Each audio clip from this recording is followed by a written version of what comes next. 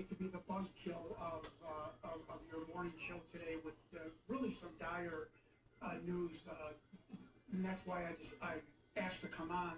The fact that Donald Trump has authorized the release of all UFO-related material in possession of the United States government, or as I call it, the United States of America's cosmic Pandora's box, which this is going to be. And I just want to tell your viewers, what I'll be talking about is very serious, because I think the ontological shock that is going to happen with America and the world when we start seeing not JFK era fuzzy documents, but when we start seeing high resolution video of potentially a non-human intelligent craft and beings of whatever species that they may have on film being shown to the American, to the world, is going to cause a shock to our entire system, much sort of like a 9/11.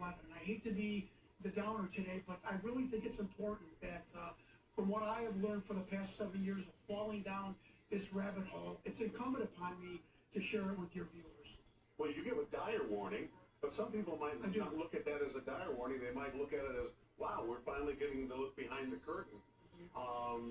So far, there have really been no smoking guns per se. So what makes you think that we're going to see this Pandora's box open up and see these incredible things? Well, I don't think this is peculiar about my opinion here. I don't think that we are going to get the Close Encounters of the Third Kind video from the NSA or the DIA. Ladies and gentlemen, the Defense Intelligence Agency, in coordination with the CIA, kind of run the umbrella program of what they call the Legacy program. That is all things extraterrestrial, and keeping this phenomenon at bay and away from public view. I think the President of the United States authorizing this release is going to be the trick flare in the air.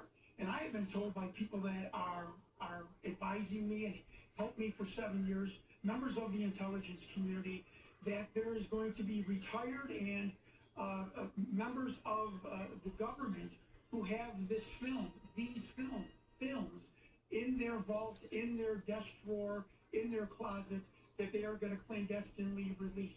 That is what I feel we are going to see as the rollout of this information. And of course, you're probably going to see documents of the government authorizing all kinds of unscrupulous things, like malfeasance of our tax dollars, spending over $2-3 trillion.